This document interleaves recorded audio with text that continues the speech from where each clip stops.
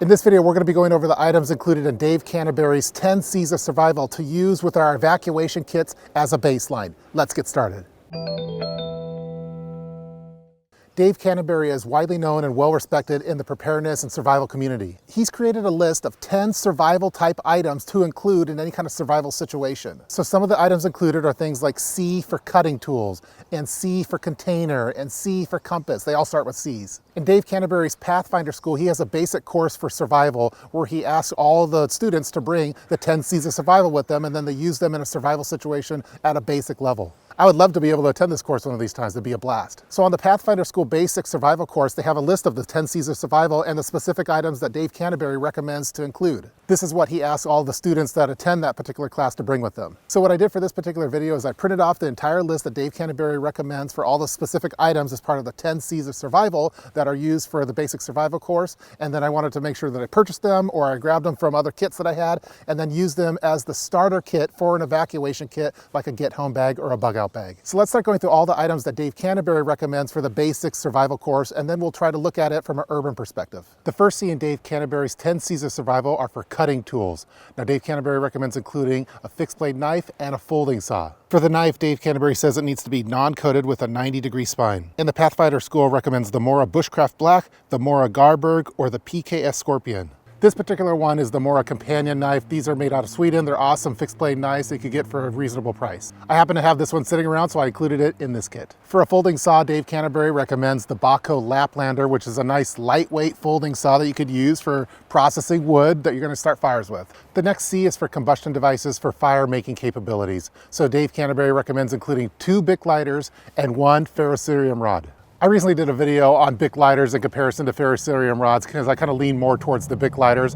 But as far as the Pathfinder School Basic Survival Equipment list goes, you must include 2 Bic lighters and 1 ferrocerium rod. And with those ferrocerium rods, the bigger the better because it gives you a longer striking distance. The next C is for cover for emergency shelter. And Dave Canterbury recommends 3 particular items. The first one being a 5x7 space blanket. This particular one is the Arcturus Outdoor Gear Space Blanket. Now, if you want to go super lightweight, I guess you could go with something like the Mylar style bags, but those ones are prone to rip. These ones are fairly durable. It looks like a regular tarp that you would get at a hardware store, for example, but the other side of the tarp is more of that reflective surface on it that helps retain body warmth, for example. Its main application of use is for shelter. It has the grommets on all 4 corners, and you could also use it as a ground tarp. Dave Canterbury also recommends including 4 of the contractor bag 55-gallon drum liners. Now these could be used for a wide variety of purposes, whether that be for a poncho or for water gathering or for shelter purposes. He recommends including 4 with your emergency kits. There's a ton of different videos out there that show the many applications of use of these contractor style bags. And then for a blanket, Dave Canterbury recommends a queen size wool blanket like this military style blanket that you see here. I got this at a military supply store. These things are awesome, a little on the heavy side, but a lot of people feel that the weight is warranted because of how awesome that they are. And those are all the items for cover emergency shelter. The next C is for cordage. Now Dave Canterbury recommends including some paracord in addition to number 36 tarred bank line. I have 100 feet of paracord wrapped around one of these spools. They're pretty handy because they include not only a razor blade for cutting the paracord, but also it includes a spot that you could include a Bic lighter there for melting the end of the paracord so it doesn't unravel on you. And then here's a 100-foot spool of number 36 tarred bank line. Dave Canterbury says it must be tarred. When you smell it, it should smell like tar. And there's a whole bunch of different applications of use for tarred bank line as well. The next C in the 10 C's of survival is for container, and Dave Canterbury recommends including some kind of stainless steel water bottle and a nesting cup that the water bottle could sit in. This could be used for a variety of different purposes. The water bottle is used for storing water, and then the nesting cup is used for boiling water and also for cooking. The next C is for compass. Now Dave Canterbury recommends a specific type of compass. This one's more of a prop for this particular video. Dave Canterbury recommends that it must have a bezel ring, sighting mirror, and magnifying lens, and non-lensatic.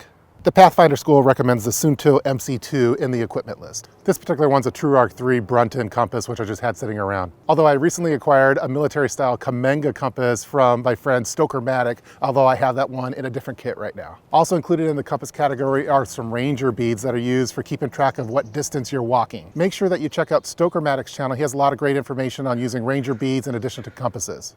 The next C is for cloth and repair. Dave Canterbury recommends a 100% cotton smog like what you see over here. This is commonly used in the military. It can be used for a head wrap in addition to other things. Again, this is another one of those items that there's a ton of different applications of use for them that you could research online. In addition, Dave Canterbury says bring some scrap cotton that they could use for fire making purposes. So something like an old t-shirt that I have under this shirt. For the repair part of clothing, Dave Canterbury recommends including a number 14 sail needle, which can be used for a variety of different repair jobs, such as repair to your shelter. You could also make a makeshift fishing hook with it if you wanted to. The next C is for candling device or lighting, and Dave Canterbury recommends including a headlamp with you in your survival kits. So a headlamp gives you hands-free operation of the different things that you need to do in the evening, and then also to include some spare batteries with that headlamp. This particular one's just a $20 Petzl headlamp, which I use for a variety of different emergency kits that I have. It's fairly inexpensive, works well, and runs on AAA batteries. The next C is for cargo tape, and Dave Canterbury recommends including an entire roll of Gorilla duct tape. Not normal duct tape, Gorilla duct tape, because Gorilla duct tape is awesome. This is another one of those things that's a little on the heavy side, but it has so many different applications of use that Dave Canterbury feels that it's warranted for a survival situation. And then the last C in Dave Canterbury's 10 C's of survival is for a combination tool like a multi-tool, and he recommends something like a Leatherman style multi-tool. This particular one is the Leatherman Charge, which I've had for many years. It's an awesome multi-tool that's very durable and built to last. And that wraps up all the equipment that's part of the 10 C's of survival for the basic survival equipment list at the Pathfinder School. In addition to these items, Dave Canterbury also recommends including some additional items with these particular 10 C's of survival. First, he recommends including an all-weather notebook, like a Ride in the Rain notebook,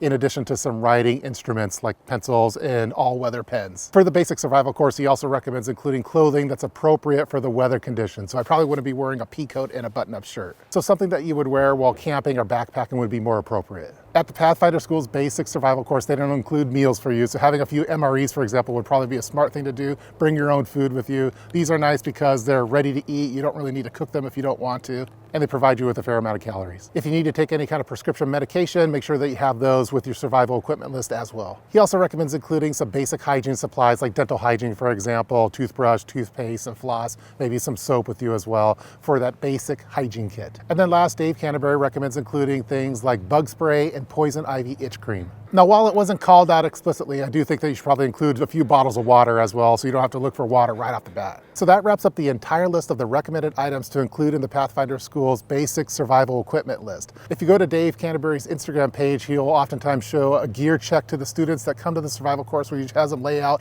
all of the 10 C's of survival to make sure that they have everything that they need. I think it provides you with a great baseline of capabilities for your emergency kits that you can expand onto with things that are more customized for your personal needs. So what I'd like to do now is deep dive into these 10 C's of survival. Again, these are best served for wilderness survival situations, and we'll see which ones are applicable for an urban survival situation. For example, if you live in the city or in the suburbs and you need to evacuate your home, for example, maybe there's a wildfire in your area and you need to evacuate. You're probably not going to be evacuating to the middle of the Amazon jungle. Most likely you'll be evacuating to a motel, for example, or even a relative's house that's far away from the impacted area. But I hope that you guys enjoyed watching this video. I've included links to everything about the 10 C's of survival in addition to the Pathfinder School. I'd love to be able to take the basic survival course to learn a lot of information from Dave Canterbury, who I was very fortunate to be able to meet at SHOT Show a few years back. I think that he's absolutely awesome, and the information that he's provided to the preparedness community is invaluable. But as we all know, these items don't really mean much without the skills and knowledge to be able to use them in a given situation. So it's great that he provides a lot of that knowledge and actual training courses through the Pathfinder School to how to use these in a survival situation. So leave your comments below in the comment section, and stay tuned for the next video of this video series, in which we'll be diving into the 10 C's of survival